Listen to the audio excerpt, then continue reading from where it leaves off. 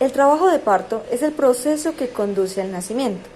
Este comienza con el inicio de las contracciones uterinas regulares y terminará con el alumbramiento y la expulsión de la placenta. Fases del parto. La primera fase es la fase de dilatación, la cual se va a dividir en dos: la fase de dilatación latente y la fase de dilatación activa. En la fase de dilatación latente tenemos que la paciente presentará una dilatación de menos de 6 centímetros y va a presentar contracciones regulares que cada vez serán más frecuentes y un borramiento de menos del 60%. La duración de esta fase en pacientes nulíparas será de 20 horas, en pacientes multíparas será de 14 horas. La fase activa presentará una dilatación de más de 6 centímetros y un borramiento de más del 60%. Además, tenemos que las fases de dilatación de máxima pendiente en pacientes nulíparas será de 1.2 centímetros por hora, mientras que en las multíparas será de 1.5 por hora. La segunda fase del parto es la fase expulsiva. Esta presenta una fase activa en donde presentaremos una dilatación de 10 centímetros y un borramiento del 100%, sin necesidad o deseo de pujo de la madre, y la fase activa en donde tendremos lo mismo anterior, pero empezará un inicio de deseo de pujo en la madre. La tercera y última fase es la fase de alumbramiento, que tendrá un promedio de duración de 2 horas para la nulípara y de 1 hora para la multípara si presenta analgesia. Los tipos de parto estarán divididos en dos. Tenemos el tipo de parto espontáneo, que tendrá una duración de 1 hora en nulíparas y de 30 minutos en mulíparas. En este no se indican medicamentos. El tipo de parto activo es aquel en donde se induce con medicamentos y tiene una duración promedio de 5 a 7 minutos. Se dice que puede llegar hasta 15. Por encima de este tiempo se dirá que es un trabajo activo prolongado.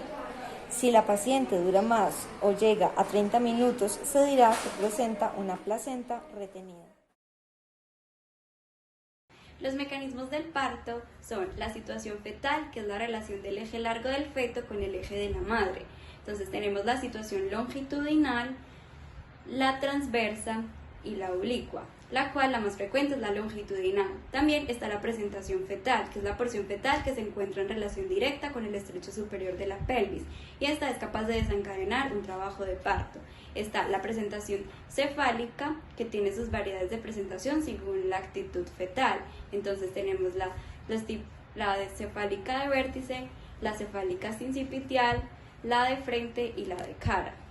También está la presentación pelviana o podálica, que puede ser franca, completa y de pie, y la presentación de hombro. Después tenemos la actitud, puede ser que el bebé se encuentre en posición flexionada o extendida. Y por último tenemos la posición fetal, que es la relación que guarda el dorso fetal con el lado izquierdo o derecho de la madre. Los movimientos cardinales del parto son movimientos que realiza pasivamente el feto durante su progresión por el canal pélvico. Estos son el encajamiento, que es el mecanismo mediante el cual el diámetro biparietal pasa a través de la entrada pélvica, seguida de un descenso que se produce por diferentes fuerzas, ya sea por la presión del líquido amniótico o por una presión directa del fondo, seguida de una flexión que se produce porque se encuentra una resistencia, ya sea por el cuello uterino o por paredes pélvicas. Después sufre una rotación interna, haciendo que el occipucio se gire hacia la porción anterior. Después, la cabeza flexionada de forma angulosa alcanza la vulva y experimenta una extensión. Allí sufre una restitución y esta es seguida por una rotación externa completa para alcanzar nuevamente una posición transversal. Y por último, la expulsión, en el cual sale primero el hombro anterior, seguida del hombro posterior, y el resto del cuerpo pasa con rapidez.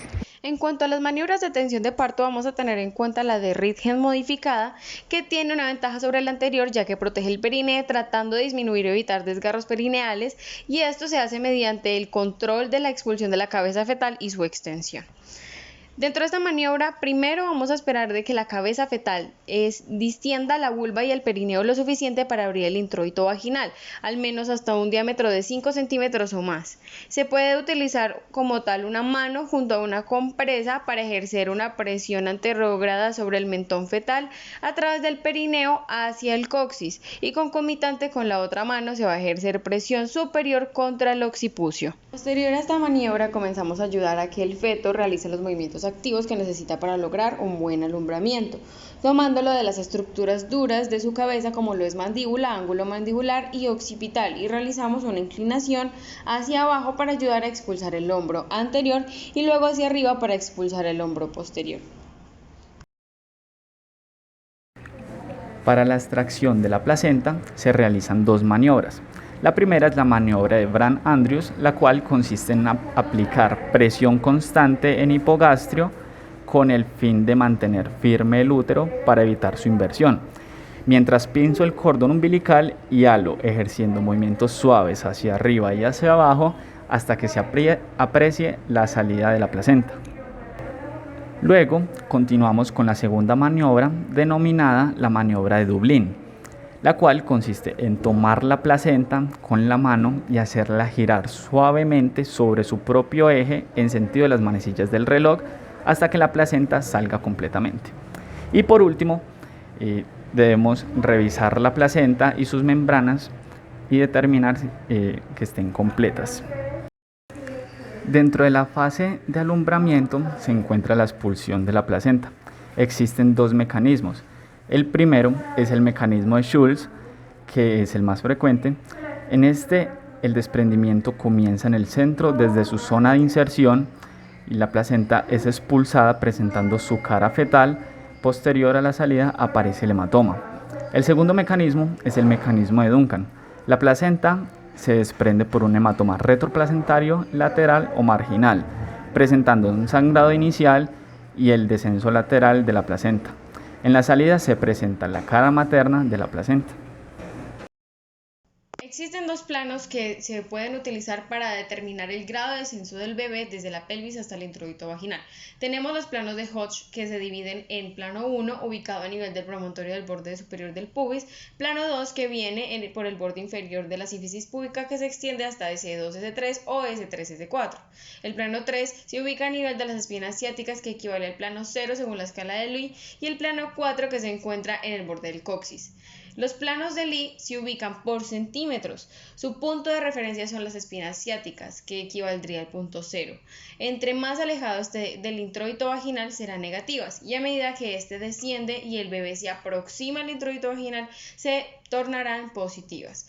Los grados o rangos se tienen entre -4 hasta +4.